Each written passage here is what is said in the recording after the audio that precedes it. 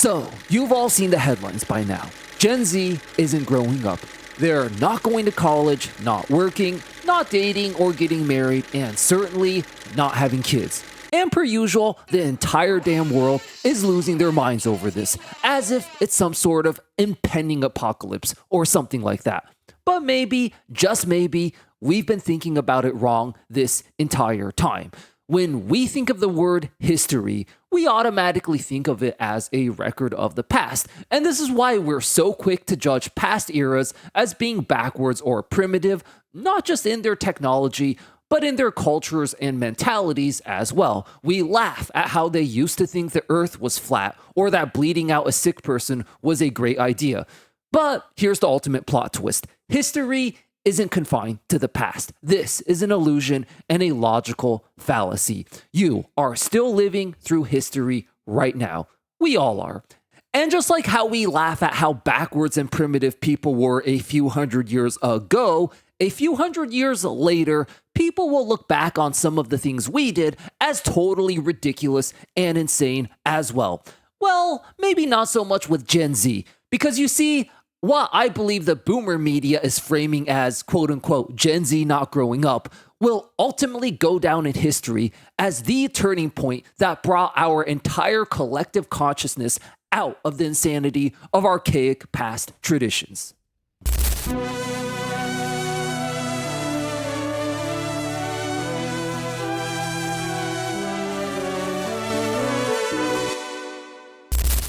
Part 1.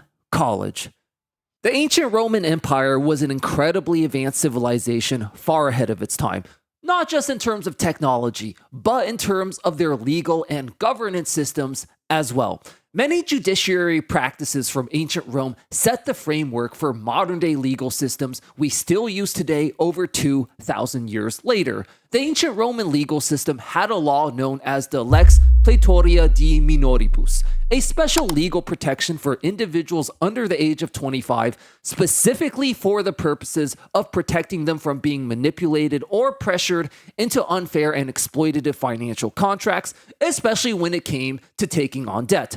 Under the Lex Praetoria, any young adult under the age of 25 could petition to a court magistrate to cancel a financial contract if it was deemed that A, they were taken advantage of due to their age, or B, the contract was unfair and exploitative. Now, if you're one of many Gen Z and millennials who were pressured by your asshole boomer parents into taking on huge amounts of student loan debts for college the second you turned 18, you already know where this is going. You know how when you're applying for a loan or an apartment in the modern day, a lot of places will give you the option of having a cosigner if you can't qualify on your own? This legal protection is in place specifically to protect the lender or the apartment. If you run into financial problems and can't pay your bills, they can now legally go after your cosigner. Well, the ancient Roman Empire had a similar legal protection in place. But it wasn't there to protect the lender or the apartment. It was actually there to protect the young adult himself. I know, it is shocking how people 2,000 years ago literally had more common sense than your average delusional boomer parents today. Roman law heavily encouraged any financial contract involving a young adult under 25 to be overseen by a curator. It wasn't technically required, but any contract signed without one was automatically seen as suspicious and thus highly likely to be voided if the young adult were to challenge it in court later. The modern day equivalent would be like if any student loan debt contract signed by someone under the age of 25 without the explicit approval of an independent financial advisor could later be totally canceled with no penalty whatsoever. Now, it's also important to take into consideration the general context of ancient Rome here. Life was short and brutal. Wars and famine were common. As a result, people were generally expected to grow up much quicker. Roman society viewed you as an adult from the time you hit puberty. It was the cultural norm to get married, fight in the army, be legally allowed to drink from as young as 14 to 16 years old. Yet even they understood that using debt slavery to prey on young people was total insanity and absolutely disgraceful behavior. In fact, not only could these predatory youth slave contracts be totally 100% canceled, the perpetrator could literally be charged with a criminal offense known as dolus malus, which came with serious fines and a total loss of one's reputation. Oh yeah, guilty, guilty, guilty, guilty, guilty, guilty, guilty.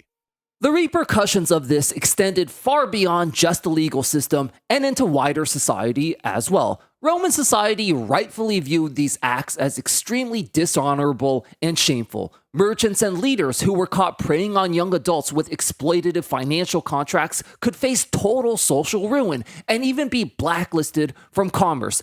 And when you zoom out from our psychotic modern debt slave system for just 1 second, you'll realize this isn't radical at all. Quite the opposite. It's just common sense, a kind of common sense even the ancient Romans had 2,000 years ago.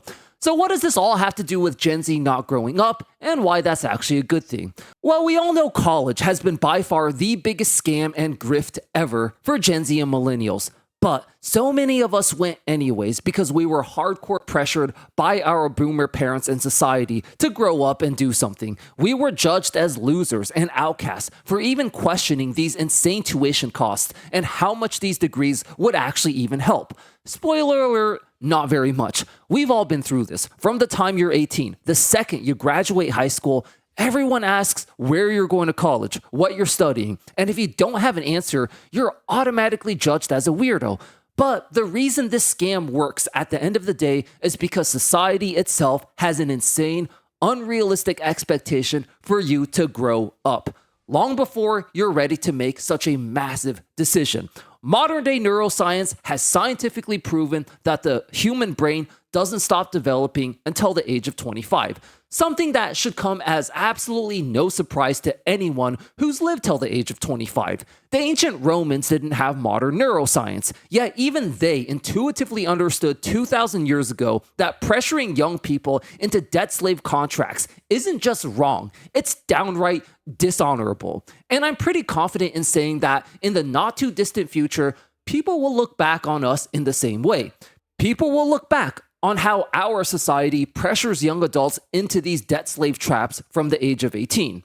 And they will look at it exactly how we view people who used to think the earth was flat. How was this society so dumb to believe such a thing? This is a rare occurrence in history where both people from the distant past and the distant future will collectively point and laugh at us as being a totally backwards and primitive species. Hey guys, so I'm on a mission and I need your help. You see, I've made it the purpose of this channel to defend Gen Z from all these nasty, delusional Gen Z haters, and I've just realized we're starting to get close to taking down the most despicable one yet, the angry guy. This guy is not just another delusional old fart calling Gen Z lazy. He's literally had videos where he openly celebrates Gen Z suffering and even dying. He's just straight up a terrible human being. Now, thankfully, his channel is rapidly dying and we are rapidly gaining ground on him as we speak. So, if you're new here and enjoying this content, definitely consider subscribing and helping us take down the biggest Gen Z hater out there. The current goal is to surpass him in subscribers by the end of summer. With your help, we can absolutely do this. Part 2, dating, marriage, children.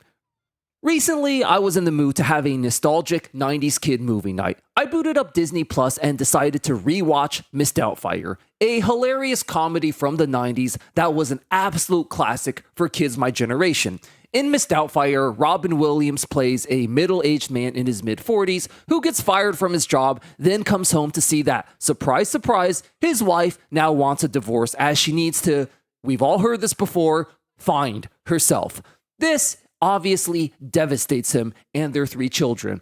When they go to divorce court, the judge tries his very best to find the nicest way possible to essentially call him an unemployed loser and thus gives full custody of their 3 children to his now ex-wife. Now, Robin Williams was a very talented voice actor, and so he ends up going to the most extreme, hilarious lengths to be able to see his children again. He dresses up as an old lady and adopts the persona of Miss Doubtfire and applies to his ex-wife's jobs ad in the newspaper to be a nanny for their kids. And this is where the hilarious 90s comedy begins. While the second half of the movie is a hilarious classic comedy, the first half represents a very dark and depressing reality for a lot of families in past eras. Boomer parents failed in about a million different ways that we're all painfully aware of. But one big way in which they failed, which we haven't talked about enough, is just how astronomically sky-high boomer divorce rates were compared to previous generations. Personally, my parents divorced when I was 14, and to be honest, it didn't even feel like that big of a deal because I saw it happen with so many of my friends' parents as well. If anything, I was actually relieved when it happened because they were fighting so much anyways. Now, being an adult today, I'm able to have conversations with my parents and other boomers as to why divorce happens so much. And well, the main thing it ultimately always comes down to is the fact that people back then were pressured to grow up way too fast and way too soon. You were expected to get married in your early 20s, have children by 25, long before most people have even found themselves. And as a result, a lot of people, both men and women, experienced the dreaded midlife crisis. It's something similar to Gen Z's quarter-life crisis today, only here's the key difference. Having a quarter-life crisis when you're young, single, and adaptable still sucks, no doubt about it, but it's somewhat manageable. Now, imagine having the same exact type of existential crisis, but instead of being a young person with the time and flexibility to seek answers, you're now 40 years old with 3 kids and a whole family to take care of.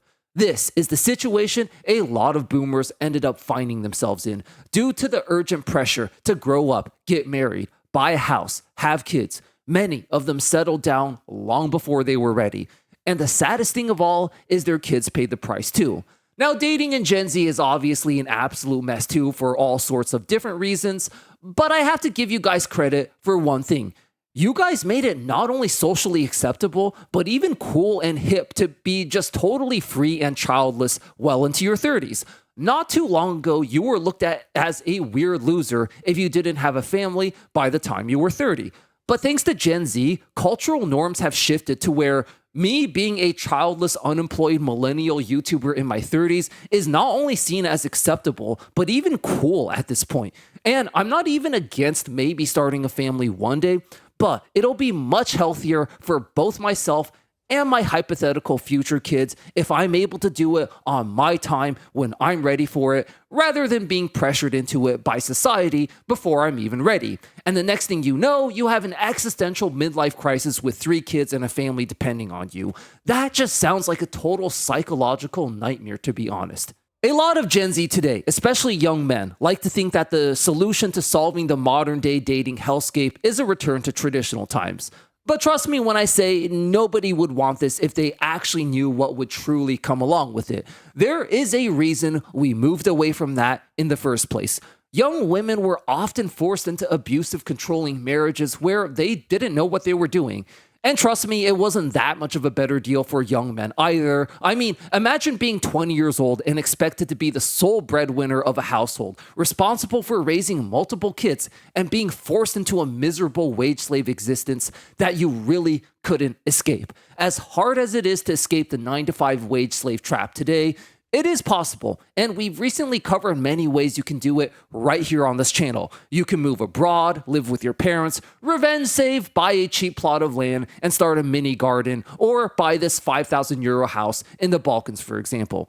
All this is only even remotely within the realm of possibility if you're a young and single guy. Good luck trying any of these escape routes if you have to feed an entire family of 3. You're just going to be trapped in an eternal cycle of clocking in, clocking out, doing your same job and same family routine every single day for the rest of your life. Given the incredible stresses of this traditional lifestyle, it's no wonder so many people of both genders had these psychologically crippling midlife crises. It's no wonder divorce rates were so unbelievably high. So what's the solution today? Well, I'm humble enough to say that it's such a complicated matter that no one, including myself, fully knows the answer. But what I can say is this. I think you guys are making the right decision to just focus on yourselves and delay big choices such as kids and marriage. What I personally think will ultimately have to happen is Either some sort of role reversal where women are expected to be the breadwinners and make the first move, or we're just going to move into a future where AI relationships maybe not necessarily fully replace human ones, but become a big enough part of the dating ecosystem that ideally we would learn to find human connection again, but we wouldn't have to rush ourselves into settling down with the wrong person, having a bunch of kids, and then getting into a devastating, messy divorce when our inevitable midlife crisis kicks in. Human relationships are complicated. Men and women are just straight up different and want different things. There's a lot of nuance to figure out beyond just saying, hey, let's go back to traditional times. And perhaps the best thing Gen Z has already done is push back these traditional adulthood milestones so that we can all buy ourselves just a little more time and space to figure this chaotic world all out.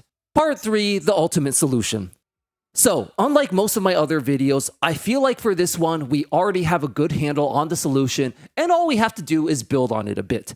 As I mentioned earlier, Gen Z has single-handedly shifted cultural norms to where it's acceptable and even cool to put off traditional adulthood milestones, such as getting a job and having kids.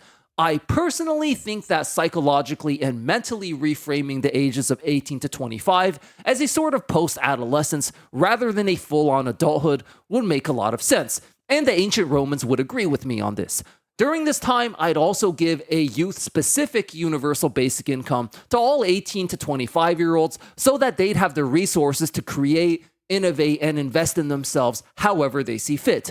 Most of the problems with universal basic income as a whole go away if it's only specifically given to the youth. Most 18-year-olds are not going to be able to get a job and immediately be self-sufficient in this economy anyways. Through no fault of their own, they're either going to have to rely on parental support, welfare, or exploitative debt slave student loan contracts anyways, all of which cost taxpayer dollars and have little to no results to show for it. So might as well just take that money we're already spending anyways and directly give it to the youth themselves to allow them to create and innovate however they see fit. After all, older generations are the same delusional old farts who ruined the economy, gave us terrible career advice by telling us to go to college and rack up a ton of student loan debt in the first place. Who are they to tell us now how we should invest in ourselves? I don't know all the answers. Neither do you. Nobody does. The world is rapidly changing way too fast at this point. But young adults should be given the opportunity and agency to write their own futures rather than having it be shaped by a bunch of delusional old farts and an outdated system that clearly isn't working anymore. Now, if you found these facts about the ancient Roman Empire interesting, you'll be shocked to know that modern-day Gen Z and millennials actually work way more and way harder for far worse working conditions than actual Roman slaves. We explore this interesting and true historical story in this video right here. Check it out. I'll see you there. Thanks for watching.